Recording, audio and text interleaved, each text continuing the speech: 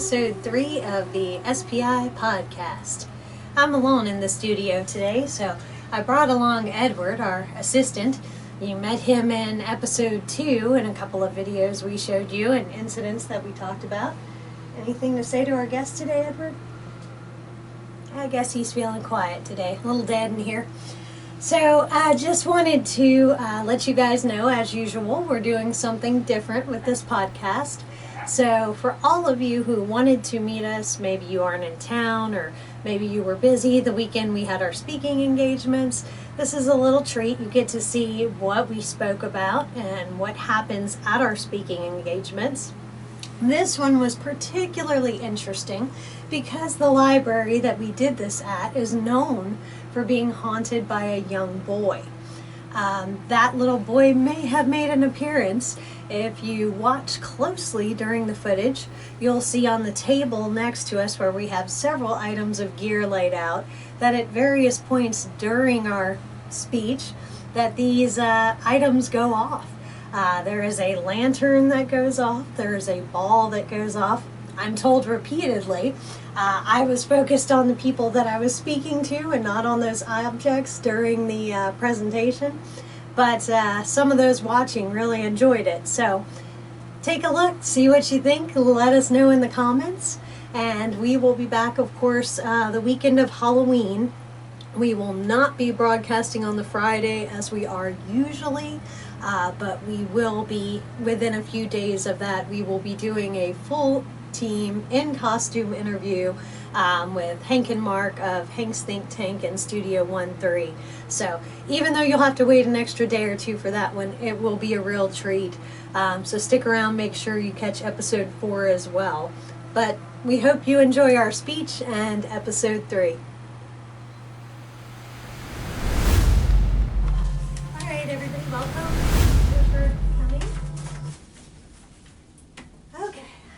So obviously you saw our little slide while you were waiting. I am Amy Lee. I'm the owner, lead investigator, medium, contact, and 2,000 other titles. This is Chris Peterson. Hi. He's been with me since the very beginning of the team. He was kind of drug in, kicking and screaming because he's my husband. I had no choice. But he has stayed for the duration, so. Happy wife, happy life. Yeah. And so far she's happy. He's doing good. So Chris used to investigate with us. He doesn't really investigate with us anymore. We'll get into that in a little bit. But we were originally a regular paranormal team. We're now a specialty team. So when we did that transition, Chris kind of transitioned out of investigating, but he does all of our filming, our editing. He basically downloads all of the footage that we collect, saves anything that they try to destroy, which does happen. So he's got all the tech behind the scenes jobs of this, and we couldn't make it without him. And Todd Williams is with us. Todd is my right-hand guy. I could not do this without him. He is basically my partner in everything out when we're on these locations. He's a former client, so if you're interested in his story, we can get into that in a little bit, and he can tell you what he feels comfortable with sharing. But for now, we'll kind of cover the basics. How many of you watch the paranormal shows and all that kind of thing? Okay, just a couple. So, good we have the basics here. We're going with the basics for those who don't know. So, the common types of hauntings is basically what this is. The first one that some people are familiar with is residual. A residual haunting is basically like a tape recording in time. Let's just say that you have a murder. You may hear the gunshots or the person who gets shot screaming, things like that. Basically, with a residual haunting, they don't know you're there. They may not even know where they are. Nothing that's current is in their mind in any way. They're just reliving that moment in time over and over again, whatever that moment was. Very sad when you really think about it, being stuck in that in any capacity. But that's what it is. It's like a tape recorder of a moment in time. parapsychologists, the ones that have doctorates in this field, they often call them place memories. They don't look at ghosts and spirits in the same way. They look at it as a place memory. It's just that place holding that energy and that memory of what went on there. They don't believe it's as interactive as we do. We're going to show you how interactive it is in a little bit. Let's stick with that. So the second type is intelligent. An intelligent haunt is what we get most calls about. These are the ones that will be in people's homes. They're talking to you maybe, they're moving things around. They're aware that you're there. They're aware of where they are, what they're doing, and what's going on around them. If you have a conversation and say, we've got to get this ghost out of here, he's got to go, the ghost just heard you, and he's standing over there going, now really? Because I live here too, so excuse me. So that's an intelligent haunt for you. The alien extraterrestrial thing, that kind of gets lumped in because it's all the paranormal. We don't really do those types of investigations, so if you call us and you say, there's something that landed in the field behind my house and it looks like a UFO and there's little gray men, I'm going to say, you got to call MUFON on that. We're just not equipped for that. But those things do come up from time to time. The next category, of course, is inhuman.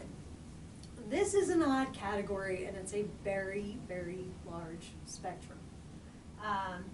A lot of people, especially if your religious beliefs are Christian or something similar to that, tend to believe in you have demons, you have angels, and you have spirits, and that's it. I was raised Catholic. I used to think that way myself. Used to.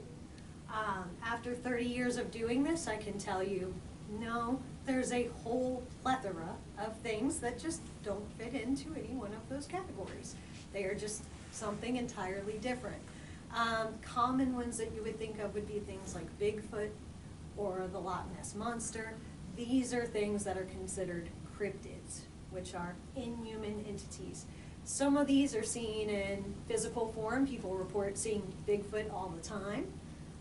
Others are not. Others are more in a spiritual sense.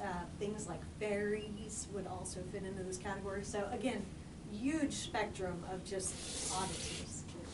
But I assure you, they are a real thing. And of course, lastly, we have the demonic hauntings.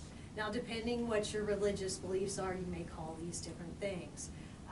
People in India call them jinns. It's a form of a demonic. It's just a different religious ideology, different religious rules being followed with that.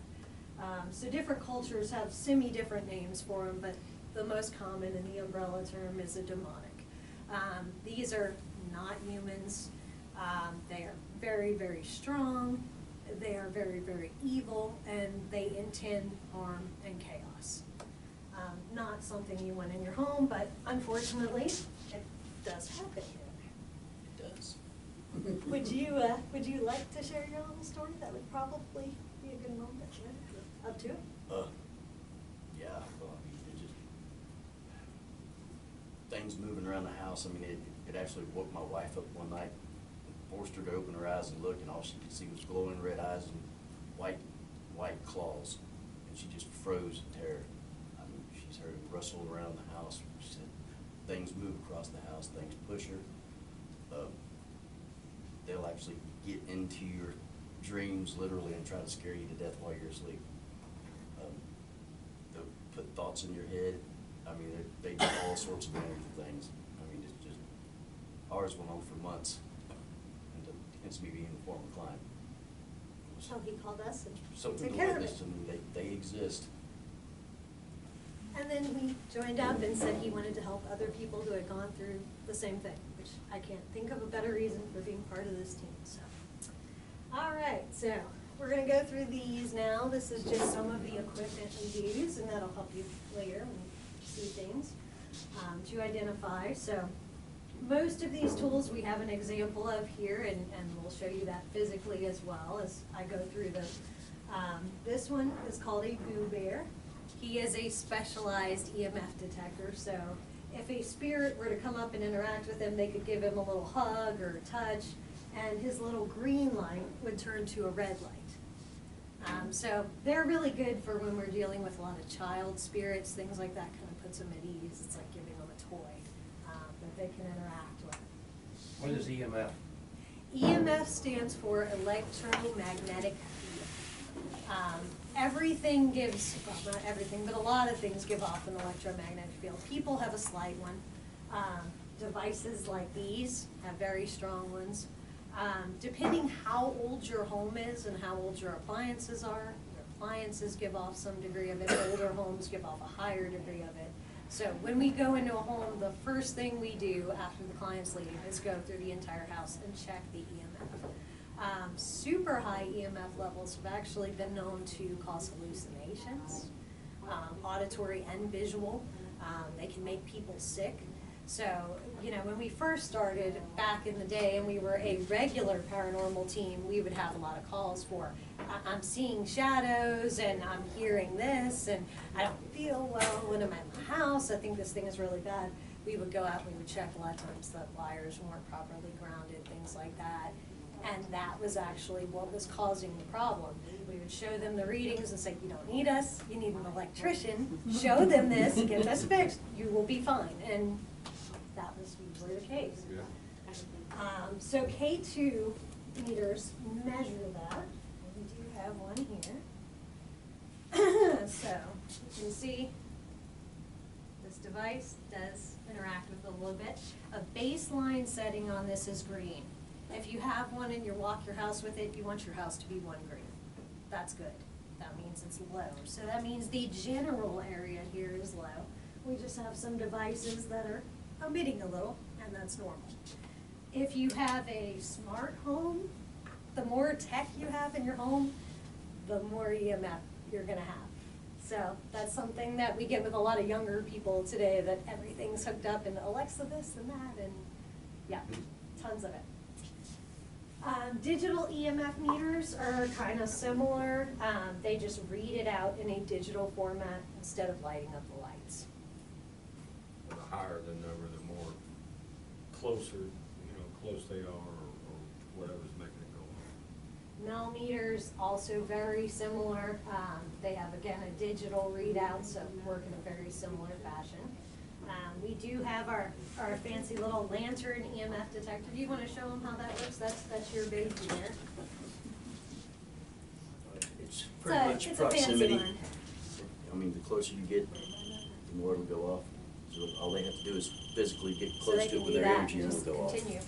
And when we're investigating, we make sure, when we set all this equipment up, we make sure we're far enough away from it so we don't set it off.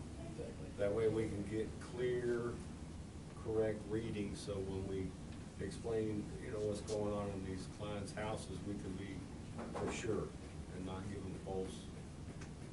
Nobody's allowed to have their phone on. They have to be on airplane mode if they are, and that kind of thing, so that they don't set off the devices.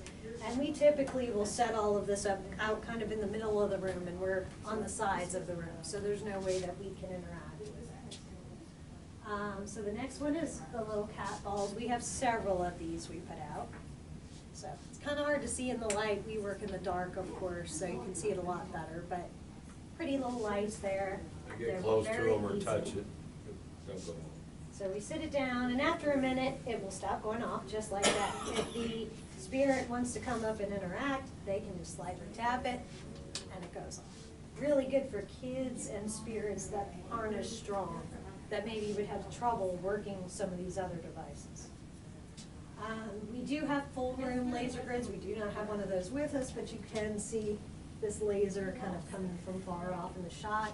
What those do, we set those up in the middle with everything else, and we point them at a solid wall, so that if something were to walk between the laser and the wall, it disturbs the grid on the wall, and we can actually see the shadow or the movement on the wall. We have handheld ones as well that do the same thing, that we can point at an area. For instance, if we get a flashlight that rolls when they're trying to set it off, we might point it at that area to see if we can see the spirit engaging with the equipment. REM pods, so we do have one of those here. Loud and kind of ear piercing. Works off of proximity and temperature. If the temperature rises or drops more than 8 degrees within 3 to 5 seconds, it'll set the temperature alarm off. So this is a standard setting. You can see there are a few little settings here, and there's another little tiny light here. That actually indicates when the temperature is fluctuating. That little red light will just blink at us, let us know something's going on with the temperature in the room.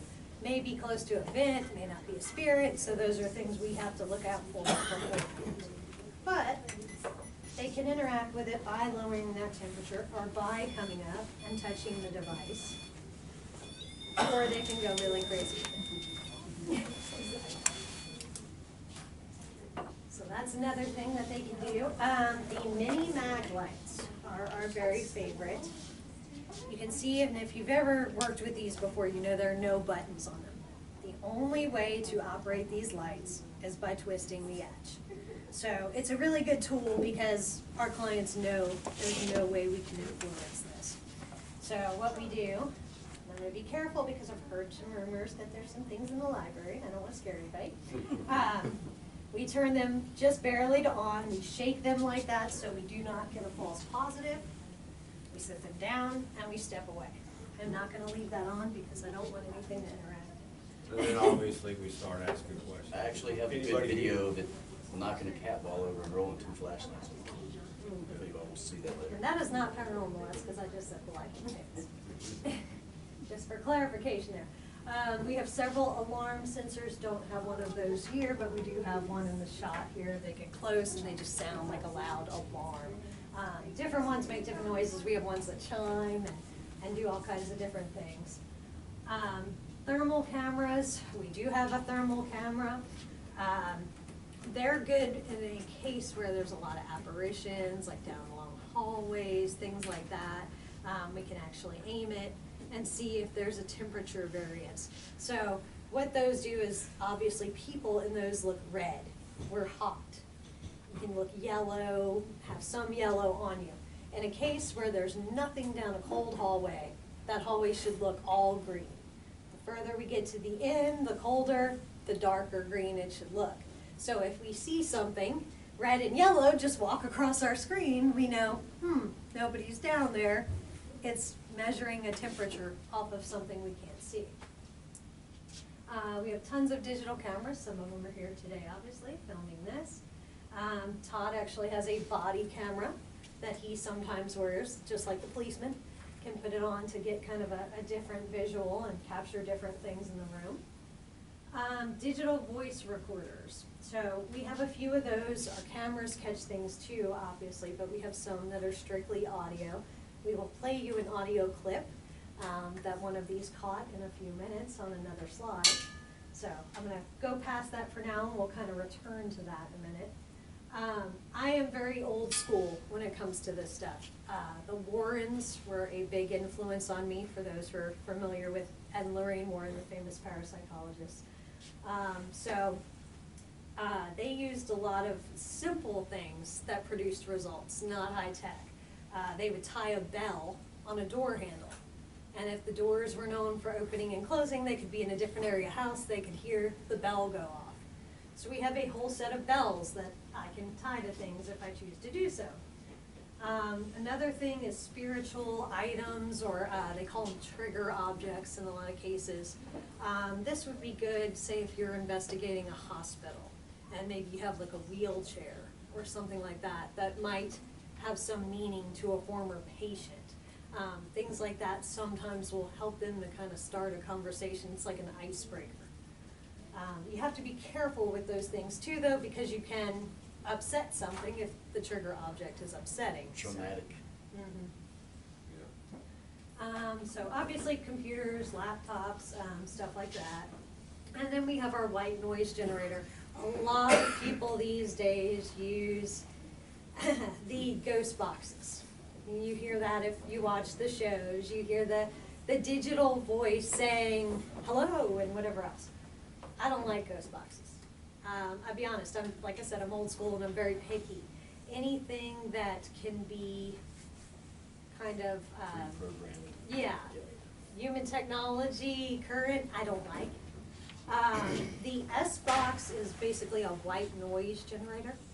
So what it does is they can mix into that energy and produce words out of that energy. But it is their words, it's not something that's programmed. So I like that. Often we catch EVPs just through cameras and digital recorders without any white noise or anything in the background, which is even better because it's clearer when we get them and easier to distinguish what they're saying. So you've probably seen the SLS on the show. It's the little thing that looks like the stick figure. I don't like those either. You can point it at a pile of clothes, it'll tell you there's a person there. No, I'm sorry, it's a pile of clothes. They've been found to be faulty, and I just don't like anything like that. That's not 100%, so. All right, and this leads us to our little EVP. So you're going to hear, this was from several years ago. This investigator was my niece. She's no longer with us. She's moved on, gotten older. But you're going to hear her say, is there anyone in here with us? And then you will hear the spirit very reply with this. So I'm going to play that for you. If we need to make it a little louder, maybe we can. Yeah, but Michelle will do that. That's okay. That's okay. Just want to make sure everybody can hear it. He's pretty loud and clear though.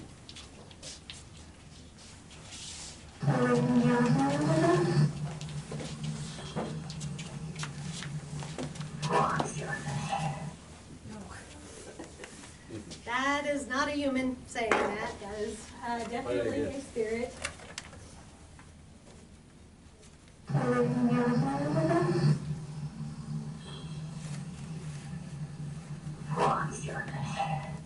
Wow. Now I love this one because he was not only speaking, but he was trying to have a full-out conversation with her. He answers her question, me, and then tries to ask her one. What is your name? I mean, how cool is that? So, unfortunately, we did not hear it at the time when we were in the room. It's something that we heard later when we got home and reviewed the footage.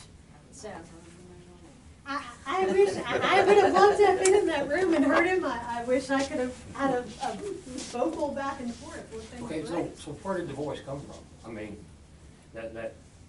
From around us in the room. Okay. Body. Yep, nobody. How old was your niece? When we did this, she was about 19, 20. Okay, not 6. No, No. you have to be, Okay. I made a requirement, she had to be 18. She had been bugging me from the time she was 15, and I said, when you're 18, talk to my brother and your mom, and we'll see if they're on board, then you can do it. Normally, though, we require our team members to be 35 and up. Just because we found over the years, young people have other things going on. They're going to leave and go to careers. They have small children, just things that aren't very conducive to doing this. And we're not young, you know, so we want somebody who's comfortable spending their nights with people our age. And most teenagers don't want to do that on a Friday and It's Saturday very night. serious and very dangerous sometimes. Yeah, and we'll get into that part a little more as we go too. Did you have a question? What's the most common thing? The common scenario. So you have voices. Is there always the same temperature drop, or is there even a temperature drop? Or Always different. every single time? Every single time it's I'm different. scared. And when you think you know it all, you missed the beginning. I know I've been doing this for 30 years. When you think you know it all, you don't. You will be in a room and they will do something and you'll go, oh, I didn't know they could do that. It's the unknown, and it will Always always be the unknown. You might know a lot, but you don't know all of it. All right. So here's a few pictures of us out there in the field doing what we do, of course. We have 2 team members that are not here with us today, so, but this is myself and Raiden, one of those who's not here, investigating in an attic. This is a kind of a typical, simple room You setup can see for the laser us. grid on the wall. Right. We were talking about that before. So the grid is obviously over here. So if they were to walk behind the camera, in front of the camera, anywhere in front of this, then there would be a disturbance in that grid that we could see. This is actually a house, believe it or not, that we did, kind of a grand mansion that we had a few years ago. That would be me over there in a jail cell. This is Raiden and Todd at a house here in Houston. Not too, that's probably the closest case we've ever had to where we're standing right now. So not too far away from here. Nice modern townhouse built within the last 5 years. So. This is another one of Jason, Raiden, and Todd. This is actually the same house that this one is taken from. And you can see Todd's face there. They were kind of getting a revelation about something that had just happened in that house. You said it's a modern, so what was happening there? This was actually a demonic case that we did a few years ago. Without getting into confidential facts, the homeowner had some issues going on. It is kind of our belief and our experience that positivity attracts positivity and negativity attracts negativity. If you've got a lot of serious issues and addictions and things like that going on in the home, often negative things will be drawn into that space. This one is Jason, and obviously here we're working in the daytime, which is unusual for us. That's only select cases. That was a ranch we did in far west Texas that was 150,000 acres. Wow. We could not cover all of that at night, nor was it safe to do so. We had mountain lions, we had all kinds of other things to contend with, so we did hike and deal with some of that during the day for safety. This would be me, of course, at the Old Park Hotel earlier this year. If anybody is on YouTube, please subscribe to our podcast if you're interested in this kind of thing. And that first episode that we had is actually on the Old Park Hotel where that was taken. And this would be Todd and Jason. This is at the Yorktown Memorial Hospital in Yorktown, Texas. It is now just a treasure trove for ghost hunters to go in and do their thing in this abandoned hotel, but it was originally a Catholic hospital. There were tons and tons of horrible things that happened there. We had a doctor that was experimenting on patients. We had reports of nuns being raped by some of the doctors, and a priest that was there that had become corrupted, and there were abortions, and there were jail cells in the bottom of the hospital. Now, why would you need a jail cell in a hospital? What time period was all that happening? The hospital officially shut down, I believe it was 1950. Am I right? Was it 40 or 50 that it shut down? So it was mostly late 1800s, early 1900s. Over 5,000 people. Very negative place. 5,000. All right, and getting into the negative. Now you've seen the basics, you've seen what the equipment is and what all the different types of hauntings are. This is a little more in depth on who we are. So as I mentioned before, we originally started as a regular paranormal team. Over the years, we kind of transitioned into something else. A lot of people would get very malevolent or demonic things that would be happening. They would call, they would reach out to a team for help. You know, my children are being yanked out of bed, they're being scratched and injured, we have crosses on the wall flipping upside down, things like this, we need your help. They wouldn't answer, or they'd answer and they'd say, sorry, we can't help you with that. Most ghost hunting teams, if you've watched the shows and you've seen them, they're just looking for evidence of something. Can you knock? Can you make a noise for us? That kind of thing. When we go into a house, it's very, very different. That's great. That's all well and good. I've seen that and way more for 30 years. I want to know a lot more. I want to know who they are. I want to know why they're there. I want to know what it is that kept them from crossing over so that we can help them work through those issues. We basically play counsel to the dead because in our personal belief and in our experience, there's a better, happier place for them to be, and ultimately, if they go there, that's better and happier for our clients. So, kind of a win-win for everybody, and that's what we aim for. Because those calls would come in, and I did not turn them down, we quickly got known as, if you have a really big bad problem in this area, call them, and they will help you. So next thing I know, we're not getting Casper calls anymore. We're getting, people are being pulled around the house and people are committing suicide because they're becoming possessed, and and we became the go-to for that, pretty much in the middle south region of the country. And we have remained that. We decided that, you know, those people really need us. There aren't a lot of people who can help those people. I am an ordained minister. Todd is an ordained minister. Jason is an ordained minister. We have all trained extensively with friends of ours who are Buddhist priests and Taoist priests, who are healers, who, you know, have taught us meditation techniques. I've trained with Bible preachers who have taught me deliverance exorcism techniques. So we've spent years and years learning all these different approaches and different ways to do things so that we can properly help these people. Most paranormal teams don't have clergy on their team to deal with these kind of cases. So I always tell people, if this ever happens to you and you call someone and they say, oh, no, no, no, don't fault them for that. You would much rather them say no if they're not equipped than say yes and take the case if they can't properly help you. So it does require a lot of training and a lot of work to get to that point. Now, this is a cool little visual for you. We gave you the audio a little bit. So this is from Yorktown. This is the hospital we were talking about. They have a chapel. And we are actually standing on the choir balcony looking down into the chapel. Now this is our control photo. There's nothing paranormal that we're aware of in this photo. This is another team member that was there with us that night who just happened to be down there. So you can see that this is a very normal shot. There's nothing odd going on. Now he leaves the room. We're still up there.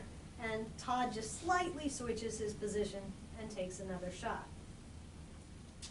You're welcome to come up if it's okay with Michelle and look, but you can tell there is a difference and a change in that doorway. You can literally make out the head and the shoulders and the full body. It's like a curtain that's pulled aside.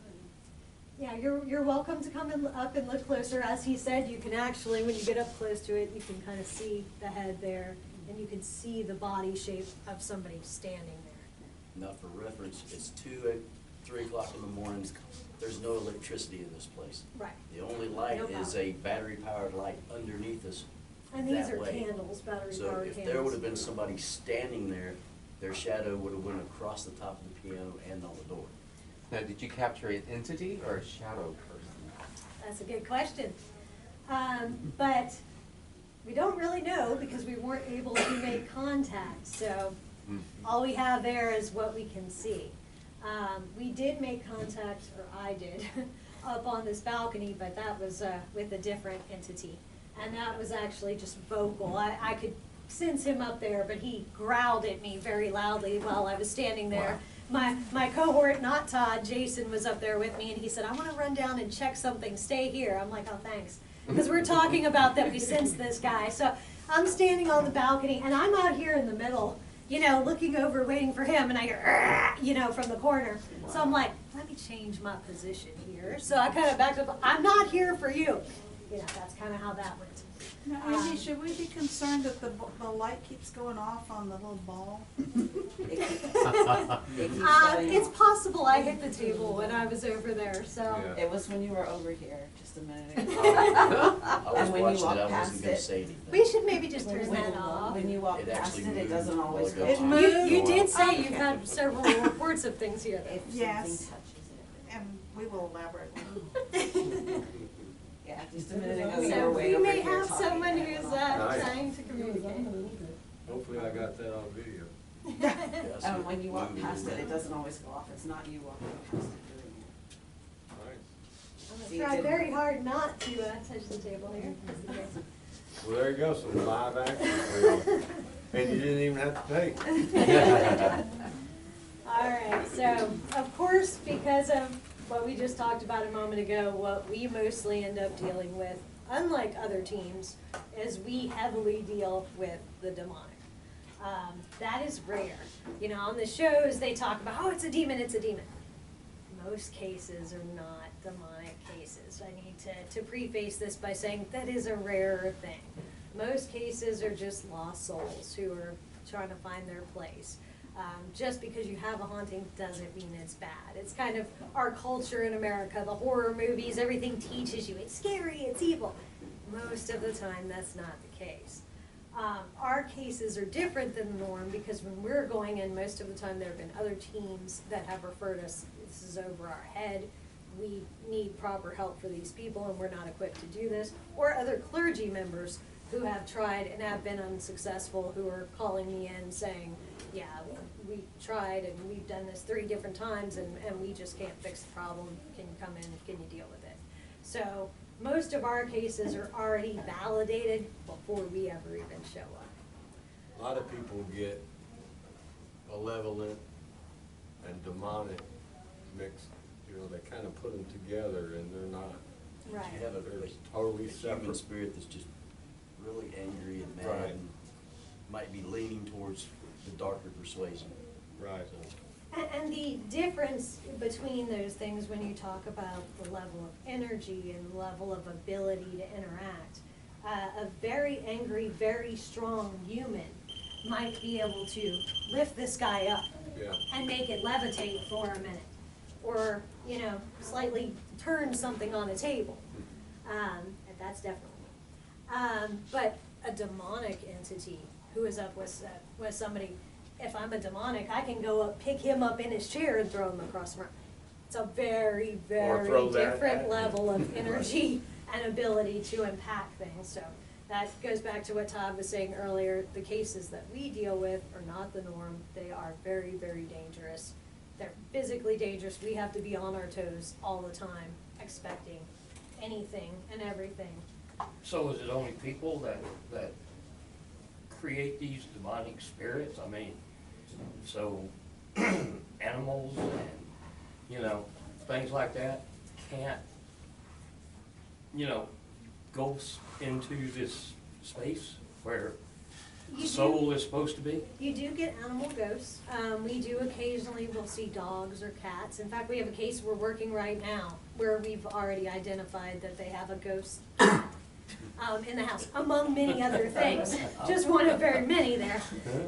That is actually a demonic case, but the cat is just a cat that happened to be there at some point, bonded to the space and didn't leave. So there are, and again, that goes back with the cryptids, and they're a plethora of things. With demonics, though, sometimes it's an attraction to the space because things may have happened in the space that were really bad.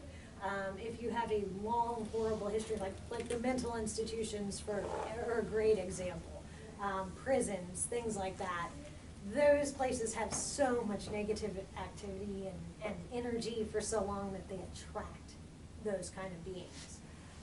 In homes, though, usually, there is a greater lesson most of the time for the people involved. And a lot of times, it's, you know, it could be just a test of faith, but sometimes they're dealing with addictions, they may be dealing with abuse. There's kind of an invisible checklist that we have. And almost every time we get into these cases, it'll start to come out as they get comfortable with us. Well, you know, I was abused, and you know, he was abused as a child, and this happened, and this one's mom was a drug addict, and this was, you know, and all these things start to come out, and it's like, okay. You know, they're drawn, again, to that negativity. They're looking for people who are vulnerable and to exploit vulnerabilities. If you have a pretty healthy household, but you have all this negativity, you may find that a person that's very sick in the household, that this entity will be attracted to because they're vulnerable, they're weaker. They'll try to kind of knock out everybody who's weak and work their way up to the strongest person. The goal is to exhaust you, wear you out, so that they can kind of take over. So negative people create negative ghosts. Not that they create them. Now, there Attract them. is something called, and there's different names for it in different cultures, but a Tibetan thought form is how we typically refer to it.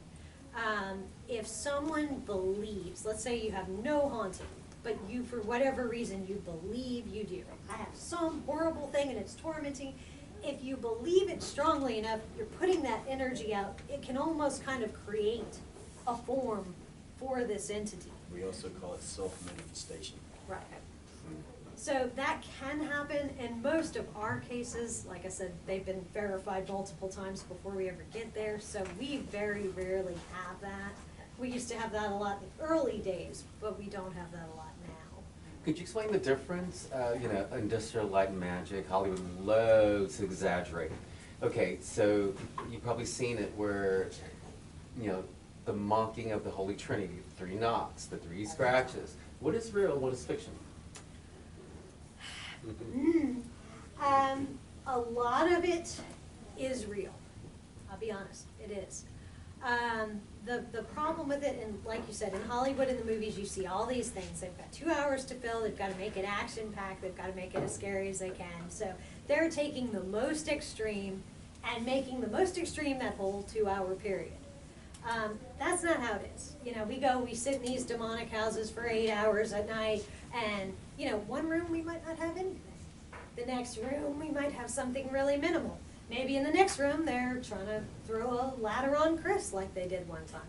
Yeah. It varies. Or It's- nothing at all happens for 8 hours. So that's a fun night. And with these demonic cases, a lot of times we do multiple investigations. We may have one where they're walking around to every spirit in the house going, don't you talk to them, don't you dare talk to them, I'll get you. And we get nothing. We know they're there, we get little bitty things that they're accidentally like, oh, I made a noise, I didn't mean to hit that, but they won't interact. The next time, paint might be peeling off the walls, you just don't know. So that's where you have to always keep your guard up. But the Hollywood stuff you see, and people always ask this, like with exorcisms and things like that, well, what really happens? No, they don't spit up green pea soup. Never seen that. Levitation They do spit on it. and the whole crawling up the walls and on the ceiling thing, it can happen. It does happen. It's extremely rare. In very, very extreme cases. Most of those cases have been going on for years. Usually those people are already under the protection of the Catholic Church or in the Vatican space where they can monitor those things. That's extremely rare. So the movies, if you watch the movies and you watch all these demonic movies, you'll think, oh, well, this is what happens in every demonic case. No. Very, very rare. But it is possible. I'm about to go, but I wanted to share my experience with this. Sorry. So in 2016, my grandma passed away. Get louder. You can come in here so we can all Yeah. hear. Don't be shy. We don't like. In 2016, my grandma passed away in Mexico, and I actually was staying there from March to July when she passed away to help her out. To help my mom out, take care of her, and then shortly after, some of my sisters said, and my youngest sister, she was upset because she didn't get to say bye. They basically went over there and just, funeral stuff. So, 2017, December 2017, that's when I paid attention to some calls that we were getting from my family over there. Then my sister, I knew that she got tickets to go that way by herself. She actually got 2 tickets. I don't know why, but she went by herself. And I didn't know, my mom didn't tell me that she was actually using, I don't know what to call it, witchcraft. I don't want to say all into them, but trying to communicate with my grandma and see if she's okay. I honestly don't know. My mom said that she saw weird stuff in the room and she would just lock herself in being there. And basically, I decided to take my stuff and go get my sister when they said that she was just acting weird. I'm talking about 2, 3 in the morning. My cousin said that he will wake up and he's like, where is she at? And it's freezing, it's December, so in the mountains over there, it's really, really cold. And they will look for her and they'll find her like all the way in the back, in the patio over there. She's just barefoot inside a little, I guess, I don't know, like a little shed. And she was just in there and like she was like in a weird trance and they were like, okay. And my aunt said that she started telling her things that only my grandma used to call her, like nicknames. And she's like, how does she, like she was more like what? Who's talking to me? Like, Mom, you know? So, my sister's not, she's okay now. My other sisters, they went more into, okay, we need to get closer to God. Before this, they weren't really not going, my mom's Catholic, my parents, but they weren't really going to, my sisters weren't really into all that, but they're like, right now they're Christians. So they're like all into that, and they're like, this is what she needs. But then I was more like, medicine-wise, I'm like, I think she has PTSD, because I was doing my research, and I heard that people that get possessed, sometimes they end up with PTSD. And yeah, when she doesn't stay on top of her medications, like that's what we're dealing with right now, that we have to take them to all these tests, and they're like, we don't know what's wrong with her. So it turns out that she hasn't been taking her medications, and but yeah, she's dealing with that. So I just know that when my aunt's sad, and then she had in the middle of the night before we went that way, we drove, my passport was expired, but they helped us in the border. But explained the situation, and I didn't know it's real, and I don't want to mess with that. It didn't make me really going to church. I just know I don't mess with that. But I can see why oh yeah, thank you. I just know that it's like real. I was doing a lot of this, but I feel like since my faith is like strong, nothing attaches to me. I think that's what happened to her, that she wasn't really following Jesus or God like that, and maybe that's why something attached to her easily. That's what I'm thinking. That's the way that I saw it. Witchcraft Because I is also have my definitely a uncle. calling card. Yeah, also my uncle said some things that he's the youngest one. So he was like, she came out of nowhere at 1, 2 in the morning saying she can't stay at the other house. But then, in his restroom, this is where I'm like, okay, I need to go and get my sister, this is not right. He said that she was naked out of nowhere. And his restroom upstairs smelled like sulfur, I think that's what they, yeah. So when we went there, I was doing my own investigation. You know, like I'll go and like, nobody wanted to go upstairs because of all that, but I could kind of smell something. I'm like, something's, and I've been there before, like, usually it smells like good food, because my aunt, she cooks really good. But, yeah, I just wanted to put my input, because I heard all this, and I'm like, Thank you. Just stay in love and light, Mija. Stay in love and light. y'all take care. Thank you. And that does bring up a good point too. I mean, witchcraft obviously is an invitation to these things. Playing with Ouija boards, we started on that one. You know, all of those things, you're just sending them an engraved invitation. Please come again. Mental illness, though, obviously that's not something people choose, but it is something that's unfortunately more and more common in our society. When I take these cases initially, I have to assess all of that. And verify how much of that may be a component, if it's not a component at all, if it is a component with certain people in the family. So those are very tricky things. And there are certain cases, you know, where I just won't take the case, because if you have someone who, say, lives alone and is experiencing these things, but they're schizophrenic, how do we know what of your experiences are genuine and not? And it's not that you don't want to help the person, it's very unfortunate. But I usually will refer those people to, you know, specialized counselors that are open to the paranormal and things like that, that can kind of help those people from both sides. Because obviously I'm a, whatever you want to call me, a demonologist, a ghost hunter, whatever, but I am not a psychiatrist, so I can't play that role, and I won't. So once we get into the fact of these demonic cases, this of course is kind of their goal list, if you will. Now, I will say most cases never get to this bottom level. That's, again, exceptionally rare. The first stage is always infestation. The little things, like she was talking about, smell of sulfur, little knocks here and there, the knocking in threes somebody mentioned earlier. That kind of thing, that is the infestation. Very common when we go out for these cases to be in that phase still. The next is oppression. We also get a lot of those calls. that phase can go on for years. And when I say years, I mean decades, years. Yeah. It gets heavier and heavier as time goes on, but these are the physical attacks. The scratching, the pulling, the biting, the things being thrown at you from across the room, people being pulled out of their beds. And with that, also psychological attacks. A lot of this stuff with these guys is psychological. They want to get in, they want to unhinge your mind, they want to mess with you. So, you know, you'll have those feelings of, well, will this happen? Am I going crazy? And you start thinking these things, and that kind of leads in to this, which is obsession. Now, some people only categorize 1, 2, 3. Technically, obsession is a separate phase, but it often does go along with the oppression phase.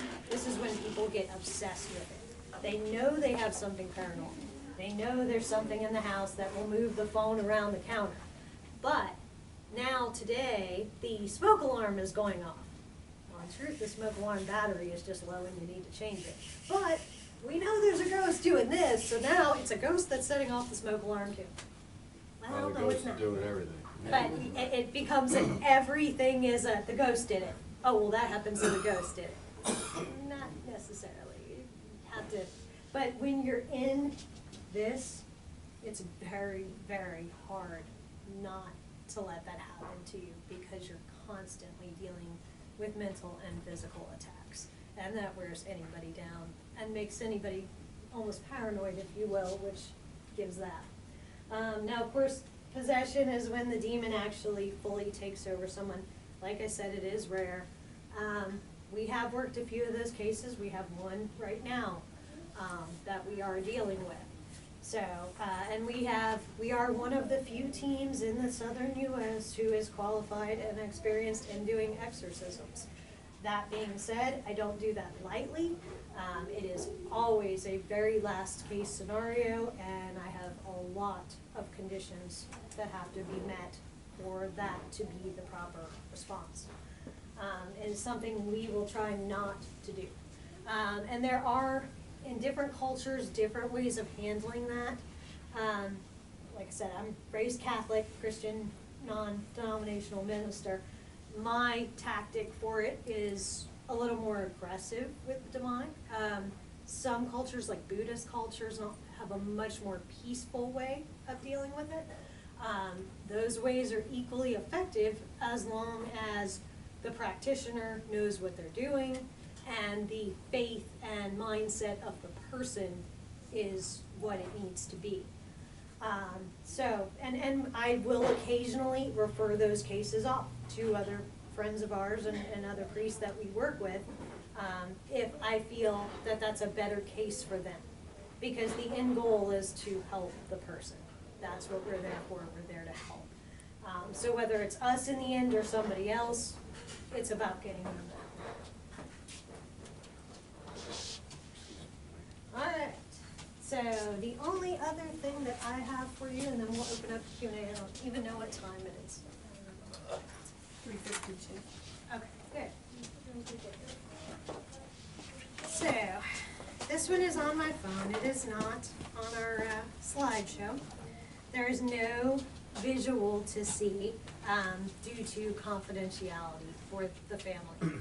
And anything we do, I never ever give out clients' names, show their likenesses, anything like that. So these kind of things have to be carefully handled. What I'm going to play for you, this is an audio clip of a home exorcism being done on a former client of ours. Obviously, they were doing the minor exorcisms until we could get there to finish the case.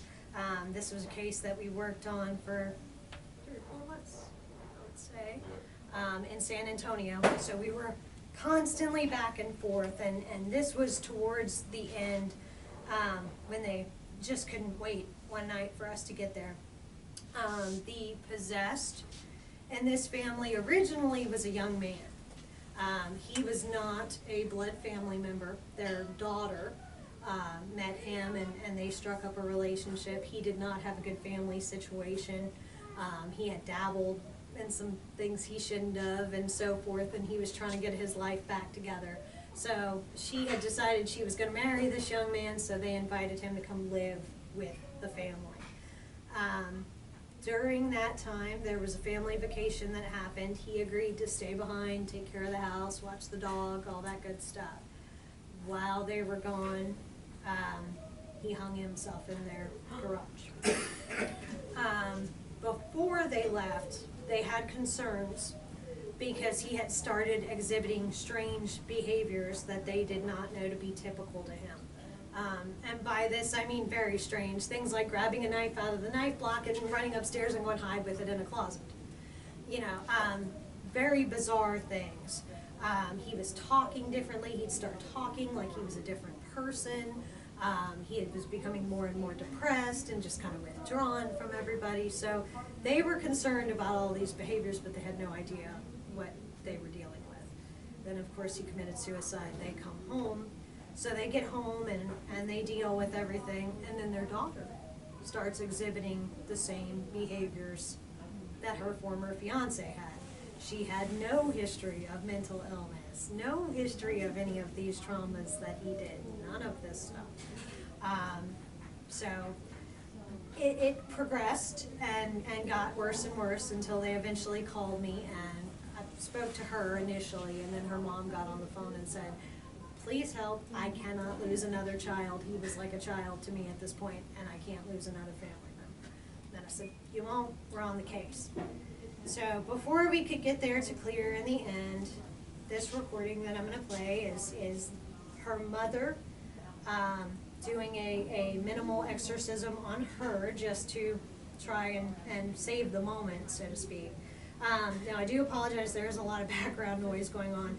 Her younger sister, who was about 7 at the time, poor kid in what she witnessed, is like screaming and crying in the background. So it is very loud, you will hear that.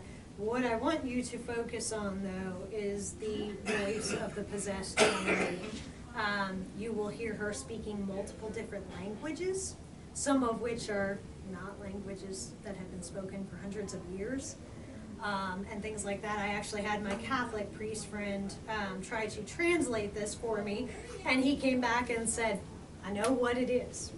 We can't translate it. I don't have anybody here or in our part of the network that even speaks that. It's a dead language.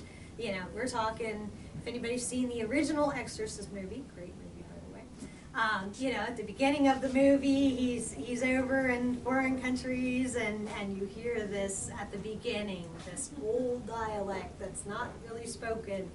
That's what we're talking about. Now keep in mind, again, this is an 18-year-old girl in San Antonio, Texas.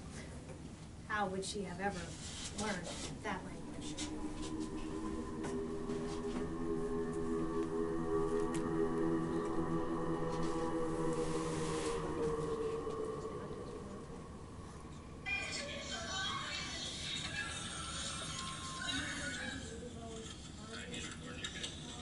That's great recording it.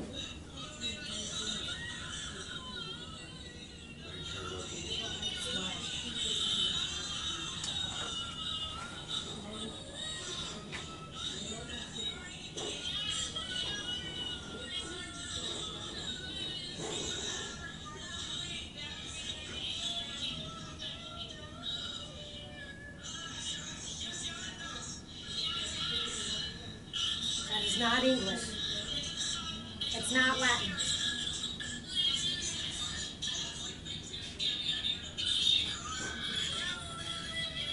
So that what was happening before we got there.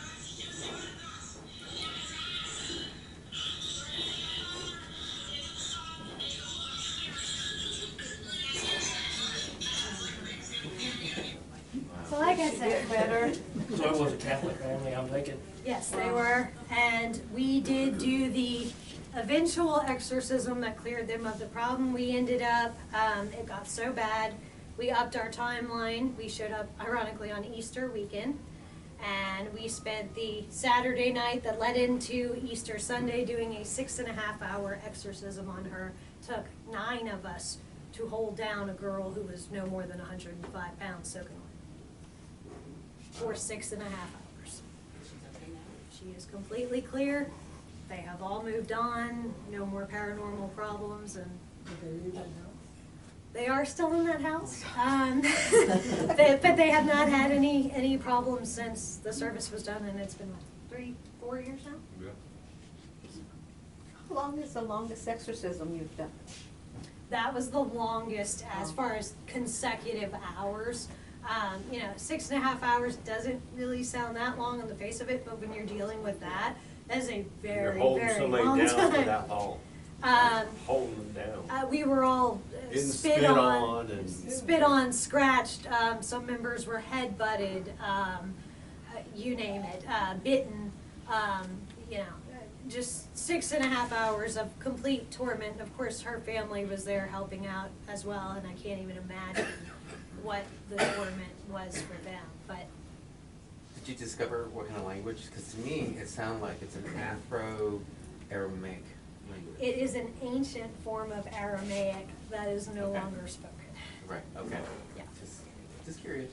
Yeah, and again, how would an 18-year-old Caucasian girl in San Antonio, Texas, have any idea how to speak a language that's been dead for that long? Did she ever mess with a Ouija board or open anything? She did not.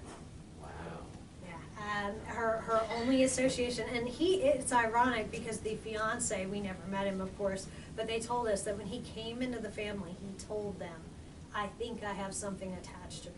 I have had some problems, I have had some paranormal experiences, I don't want this, but he was apparently hesitant to move in because he knew he was afflicted with that. And everybody just kind of, you've been through a lot, those things aren't real, and. But we all have our demons, don't we? We do. I mean, that's, Lord, I've had several on my back over the years, but nothing's ever taken possession. Well, there are different ways to look at it too, and when you hear that expression, that's a good way to point it out. We have our demons. Some people look at your demons as temptations. Wanting to go have some drinks at the bar could be one person's way of thinking about your demons.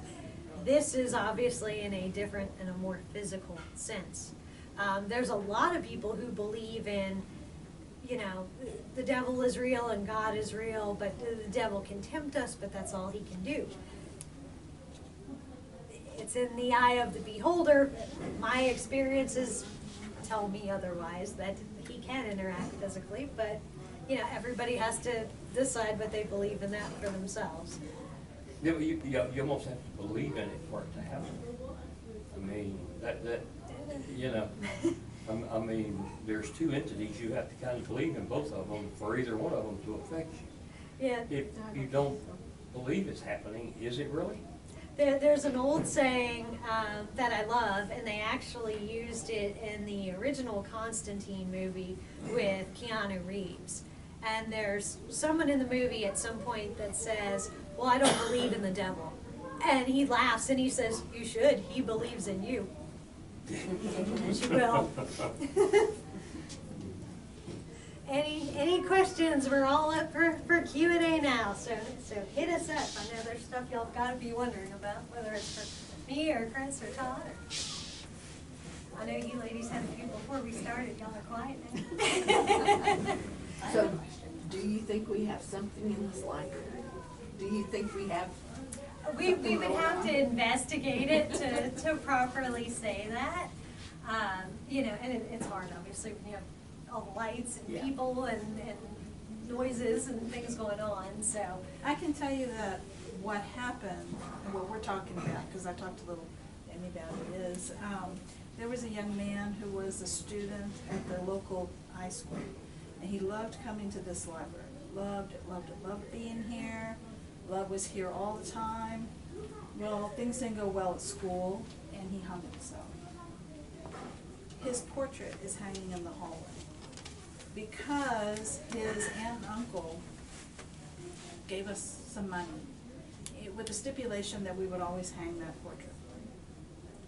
That's all we know. We did at some time know the name, but we're gonna have to do some digging around, because most of the people who knew the story and were familiar with it don't work here anymore, except for Deborah, who's been here for 34 something years. I've been here, it'll be 19 years, and I've always heard this story. Well, after I called you, weird stuff started happening. That's typical. And, That's normal. I mean, and I'm talking about like books flying off the shelf. I got hit in the head. Kristen can tell you some more stuff that happened. Yeah. But I had a display up here, and when I put up the display, I glue it. It is not going anywhere, because I don't want the kids pulling on it. We came in, it's on the floor. Everything is on the floor. And not just on the floor, but moved in a weird way. Yeah.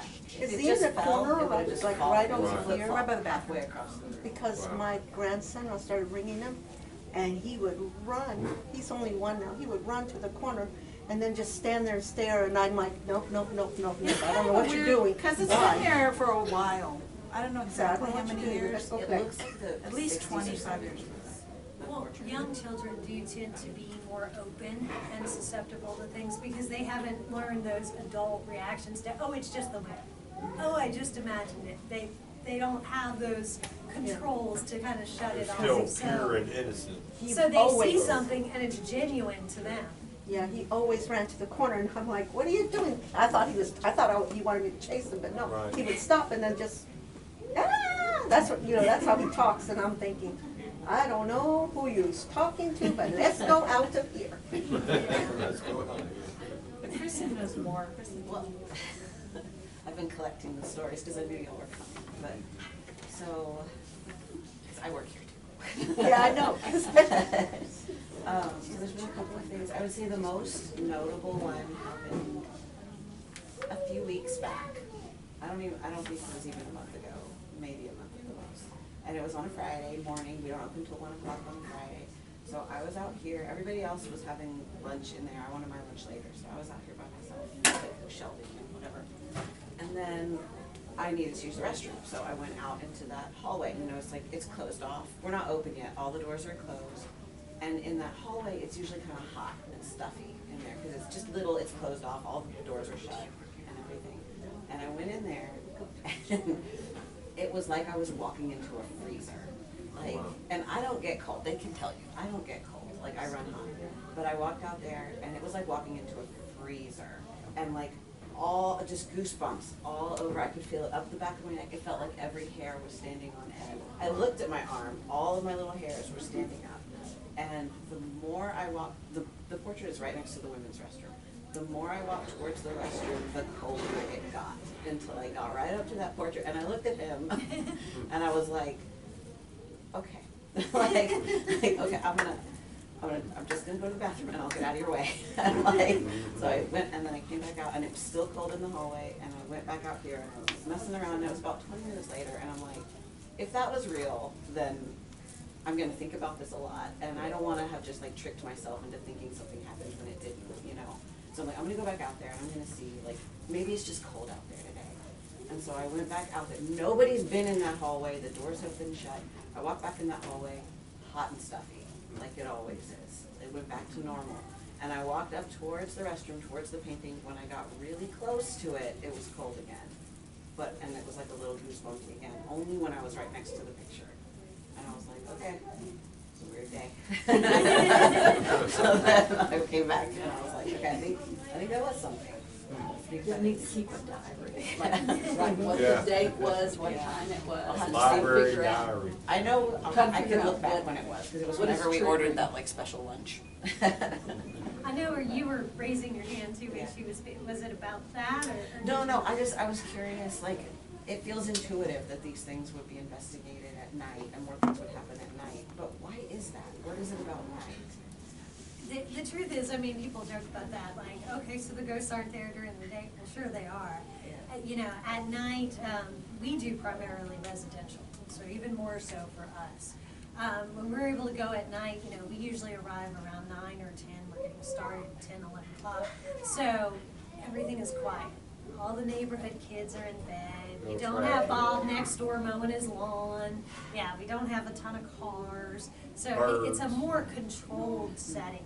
People have their dogs in, so they're not bugging the neighbors at night and that kind of thing. So everything is more quiet, more still. We can more easily hear all of those little noises or knocks coming from another point of the house or whatever they may be. It just kind of allows for a better sensory control of the situation. Because we have things happen just in the middle of the day. Oh yeah, they Even- definitely Even when do. we're open, she's talking. It definitely happens 24 hours a day. Yeah. It's easier We to just invest ignore in. it now because we're just like, yeah, it's a poltergeist. Well, some of it's like, oh, it's the ghost, you know, Yes, it any does. little thing, but that's like, you know, but some things are like, I think it kind of was. Like I was behind the desk, we were open, it was just like this. I was behind the desk and I was doing something on the shelf, and then in the row next to me, the one right next to Melinda's office, a book off the top shelf just fell and hit the floor. And I didn't bump the shelf, there was nothing, there was no reason for that to fall off the shelf. And it fell, and like they were in the workroom and they were like, what was that? Like, are you okay? And I'm like, I don't know, like it didn't hit me, I'm glad it didn't hit me, like, and I'm like, why is it doing this? And it doesn't sound though like anybody's been hurt. No. or No, nobody's been anything. hurt, but it's just So it like sounds weird. more like a May I cry have for your attention. attention, It's weird please? things, and All like, toy cabinets in the children's I've area will gotten close really in 10 like minutes. obsessive All about children charging sit up everything to that toys uses must batteries receive here. a Like free my sticker speaker, and we at used the to have a service bubble desk. Again, gun that all would toy run on cabinets batteries. in the children's area I've will been close using in it 10 because I'll minutes. charge the Thank you. batteries and then nobody's used it and I'll come in and batteries are dead.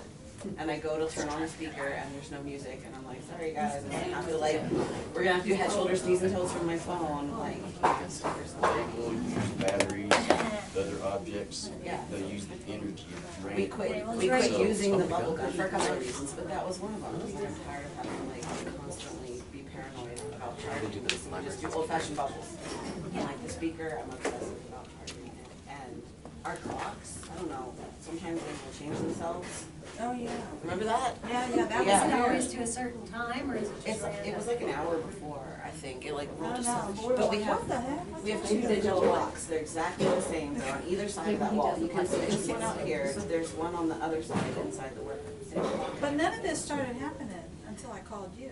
Yeah. And I was like, oh, okay. And they're like, what? Why did you do that? It's our fault. Why are you I doing would like to that? point out that we live an hour away and he lives 2 hours away. So It was also after Ashley started working here. Oh, She yeah. must have stirred it up. So should we interpret that as that our ghost wants you to come or doesn't want you to come? I would say yes. It sounds to me like a cry for attention. Oh my And gosh. you know, often they don't realize we hold ourselves here when this happens. They have the power to say, I don't want to be here anymore. I want to go on to a happy place, whatever that is in your particular religious belief. They can do that. But a lot of them, if they've had, like you said, he died of pain, these traumatic deaths and these traumatic life events, that's usually what gets someone stuck. They can't process They're afraid that they what won't be happened able to or go how on, they died. wherever that is.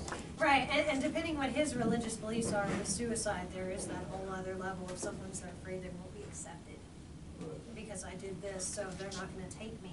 I don't wanna go down there, I'll just go to my happy place, I'll just go hang out in the library and just stay there. But he Why didn't, not? but he didn't die here. No. Right, but if this was This his is happy happy place place. from what she Yeah, described, okay. this was where he felt his best in his happiness. So it would make Where his sense spirit is. that he would come here because it was a good, happy place for him to be. Yeah, they're not necessarily bound to the exact spot that they No. died. They Yeah. have free will to move around. Go anywhere. And that's a funny thing, you know, and I know why people do it, because there's a comfort in it in a way when you're scared. But, you know, people will call and they'll say, well, we think we have a ghost, but he's only in the living room. He didn't come in the other rooms, he's only in the living room. You know, walls are not the same to them as they are to us. Probably not, I'm sure he probably goes in the, now he may feel most comfortable in the living room, he may spend most of his time there, but it's probably making the rounds, you know, so people put things like that in there though, because it's comforting. okay, I know he's not watching me in my bedroom or my bathroom, he's only out there, so I'm okay. Probably not. Probably doesn't see me in the bathroom. Right. Or Not maybe, once, but maybe twice. he'll go with y'all. But to be, Because he I've feels never, comfortable. I've never been scared. Like, I don't think any of us feel scared. No, we laugh about it. Like, That happens it's, sometimes. it's not, he's not, Oh my God. if it is this, and we don't know, that's just our theory, but if it's not threatening, it's not frightening, it's just like, and then they heard, I wasn't here that night, but there was, we stay open till 8, 2 nights a week, and then from 6 to 8, it'll just be a few of us here. So there were a few of us here, I wasn't one of them, but, we listen for the cleaning lady at the end of the day, because if she's already here, we don't have to turn off the lights, we don't have to set the alarm, we can just leave. So they were out here and they heard the cleaning lady, like they heard like a trash can being moved, they heard like kind of rustling, they're like, oh great, she's here, you know, we can skip a couple of steps and get out of here. And then when they went back there to leave, she's not here, there's no one back here. And there were only 3 or 4 of them there, and they were all out here. Yeah, I heard it, I heard it. Yeah, there was nobody in the back. So, Because someone said, is she here? And I said, yeah, I heard the trash can. Yeah. moving." Again, probably him moving things, and doing things to get attention. I would, if you feel comfortable, only if you feel comfortable with it. And like the next time you have an event, like you said, you walked in, you could feel like something was there and you could feel the cold and all, just out loudly say, it's okay. You know, go to the light, just positively encourage that. Sometimes they just need a little push and that'll do it. You know, sometimes they need to talk through and work through the issues. I don't sense anything bad here, so if there is something here that's needing another level of help, I will give you there. You know, it's okay to come find me. We'll work it out. But, you know, most of the time, they really can go on their own. But no free car rides. Exactly. Brings up, Yeah. Amy, so would you call this an attachment haunting or residual, or how do you distinguish the different types of haunting? It sounds like he's an intelligent haunt, like he is trying to make contact and get help. That's what it sounds like to me. I don't think that he's trying to hurt anybody, or he came back to where he was happy, where he felt good, because he doesn't know where else to go or is afraid of where else he may go. So he's kind of, and it's really, I mean, when you stop and you look at it that way, it's very, very sad. I mean, being caught. Because he's a limbo. kid. Yeah, it's a horrible thing. We get some of these that, you know, there's 150 years they've been hanging around caught in limbo. Dark, You know, cold, and they're lonely. depressed because, you know, their husband or their wife died and they're in a car accident with them and they're looking for him and they haven't found him, and it's like, you've been here for 150 years, not think I'm just stuck in that moment. How awful does that have to be? You know, and a lot of our clients initially are terrified, and then once we go through this and we show them the evidence and the things that we've got in these conversations with them, by the end of it, they're like, oh my God, I feel so sorry for them. Because there really is a human element to this where you end up feeling very bad and connected with them. And if you share your home with them, you know, I mean, you had some humans in your space too. You start to feel for them. You know, you may not want them in your home, but there's still this is horrible, and I think even more so when it's a child. Yeah, Other especially. people, that's harder. So you help them move? You help them move? Did what? You Yes. help them move on? Yep. Yeah. Are they Pretty any much that every That's don't one want to? thing that we do that a lot, that no other lot of teams teams do, do. no other teams do that. Are there any that don't want to go? Sometimes, obviously when you get a demonic entity or something like that, they're not just gonna, oh, okay, I'll go and have them. No, that has to be handled differently. So in different cases, it's different depending what we're dealing with. But we have, it's never guaranteed. We have pretty much the best track record I know of out there for being able to successfully clear. That's something we aim for every time. I don't like to lose. I want everybody to be happy, and then I tell Believe me, she don't like to lose. I tell our clients from the get-go, you know, we're with you to the end, whenever and whatever that is, as long as you want us. Once we sign on, we're there for the duration. So, Do you ever go to places where there's not anything, people are just have a vivid imagination and In our younger In the years. early days, yes, that was quite common. These days, Yeah, it's different for us, like I say, than it is for a regular team. You know, most regular teams, maybe they'll run across a demonic once or twice in their lifetime. Maybe they never will. We're dealing with that on a every few weeks kind of basis. But we're not just local. We go all over the country. I consult in foreign cases. You know, so we have a much larger area we're covering, and we're covering these validated cases that are the extremes. So for us, it's very different than for regular teams. you got a question? Yes, are there a lot of teams here in the area? There are a few others in the area. There's, I think, 3 currently operating in Houston proper. Galveston has 1 or 2 of its own. I don't think there's any up north by us at this point. I think we're the only ones over in that area. But there are a few, but everyone operates very differently. Most of those teams don't clear. I think only 1 of those teams does any kind of clearing, and their way of doing it is very, very different than ours. How does someone join a team? I mean, what credentials do they? Again, different. We gotta be crazy enough to join it first. Different for different teams. Different teams have very different rules, age limits, everything on what that is. Our team, again, we take 35 and up. Person has to be able-bodied. They have to be able to sit or stand for hours at a time. Like I said, we don't just do Houston.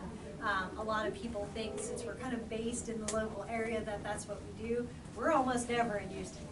We are quite regularly out in the sticks on up in Dallas ranches. lately, up near Dallas. You know, we just finished a case a few months ago in South Texas, right near the border, where we were on acreage dealing with bee-infested buildings, a mountain lion, illegals coming across the border, so you have to check the rooms with guns before you go in and investigate. So for us, it's the qualifications are pretty steep, because we have to have somebody who not only has the fortitude to deal with the spiritual, but to deal with the extreme, and to Rough deal with all the terrain. physical things that they might come across with this job. You have to be a night owl, so we do this at night. We all have day jobs during the week, every one of us. So then we go and we spend our weekend nights up all night. You sleep for a few hours, try to spend a little time with your family, and then you're back at work the next week and you go through it all over again. And you're doing this when things are following you home that are diabolical and intervening with your family and everything else. It is not an easy gig to recruit for, but if anybody's looking, hit me up, because we are There's a looking for phone 2 number. people. Always looking. Call if you dare. Do you wanna have a satellite office? Oh, no. You have a satellite office. We need Michelle, you want an a application? I have a friend who recently lost her husband. She's 80, 81, and she's living alone. And she says to me, up in my attic, there's these people. They're living in my attic. And they come down and they move my phone. And they move my other stuff. And I've gotten so that I take my purse and my phone to bed with me so they won't take them and move them. And I'm saying to myself, is this the first stage of dementia? Where, she says, and then they'll put it back sometimes in a different place. It's hard to say, it is, Yeah. and we work for a lot of elderly clients, so that's always something that we have to assess as we go too. You know, I'm listening to their initial stories. We have one, actually, the case we're handling tonight, is for an elderly client who lives alone. In her case, objects have been being manipulated. She's had this for 4 houses now. She just never called anybody. So she's been experiencing this type of activity since she was in her late 20s.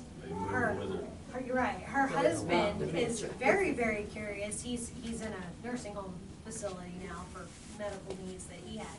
But he is very, very curious because he's like, well, yeah, I'd like to know what's been following us from house to house all these years.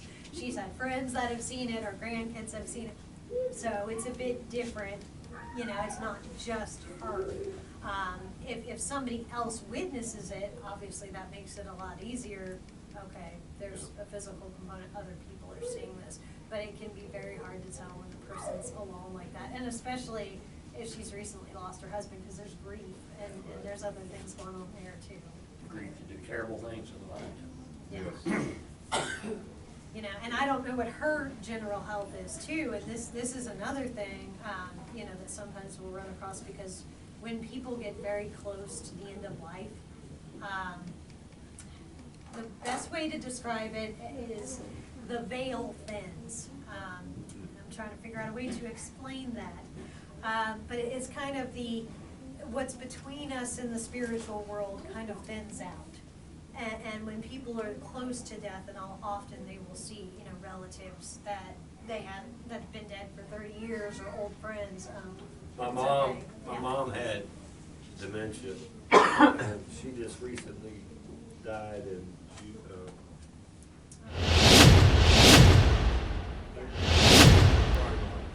but she at her last few months or so, a lot of her talking was gibberish, but every once in a while she would throw out these certain names that she would say all the time, not just like Joe one day and Mary one day. It was certain people, and she would just be sitting there, and then she would act like she was having a conversation with these people. And my parents are very religious. I mean, every chance they have, well, my dad now, they were involved with the church. So when I started this, you know, they didn't really, you know, didn't really like it. But, so at the very end of my mom's life, I couldn't really tell my family, well, hey, she's seeing these people, because then they're going, oh, wow, Chris is crazy now, you know. But I truly think she was seeing these people, because it wasn't long after that she passed. So, yes, they were relatives. She was a teacher for a long time, and I think some of them were kids that she taught that, you know, that maybe died before, you know, their original time. But yeah, I truly believe she talked to her mom a lot. So I think she was seeing her mom quite a lot at the end too. But yeah, just kind of. And that is something too, you know, some people here may be thinking, you know, what you do is wrong, because we definitely do get some of that. Yeah. You know, especially with doing the clearings and the exorcisms and things of that nature, depending on what people's religious beliefs are. Like I said, I was raised Catholic. I do believe in that religion. That's my personal beliefs. For the most part, there are a few things that I've discovered in my experience that I would say, I think that's a little different than what you got it. But for the most part, I'm in line with it. That being said, you know, I've seen countless families. The perfect example, the ones that we referenced earlier that we're working for right now. Before they found us, they had called another paranormal team. People didn't come out. They kind of flaked on them. So they had a horrible experience, and the mother of the family went to the church, to the Catholic church down the road, which they are practitioners of that church, and she asked for help. This is what's going on, this is what we're experiencing, we're not even sure if my husband's going to survive right now, my children are terrified. She explained the situation. So the priest looks her up and down, and he's like, you've been divorced, right? Well, yes, in the past, we are a blended family. Well, you live your life that way, what do you expect? This is a woman sitting in church, talking to us, crying, saying, help my family. I'm not sure my husband's going to survive, and the priest is like, well, I don't think your behavior's too great. That's why she So, does that. Basically that, saying it's your fault. yeah. Everything, I mean, the church, any church, everything is I'll get always you your one and I'll fault. see there. That was only for that, for this. I was just curious, is that a regular Roman Catholic church that's very rigid and formatted? So, okay, I yeah. won't say the name of the church. No, no, just no, no, no because names, no names. There is a Just- different priest there that I work with, Yeah. and I have utmost respect for him. I don't like what his cohort did. But the Archdiocese of Galveston, Houston, there is an individual that is in a position where when someone comes and they ask a priest for a blessing or something, that priest has jurisdiction over whether they do that. Anything further, like exorcisms or things like that, they have to get permission from higher ups. There's a hierarchy. I understand that. I respect that. But the individual at this time who is over that hierarchy for this area believes that that needs to be downplayed, prayed away, and that those services should not really be provided. I will not say his name. He knows mine, I know his, and we get along about like this. And there was a conversation that took place where he told me what you do is wrong, and I said, well, I think what you're doing is wrong. You know this exists, and you're denying them help when they're coming to you asking it for it. And he said, but that's not your place. And I May said, I have your you're attention, not doing please? your job. The library will Somebody's close gotta do in it. 30 minutes. Which is why The we need computers this. will automatically Thank shut y'all for down in coming, 20 everybody. minutes. Thank you. Lights off, must be returned.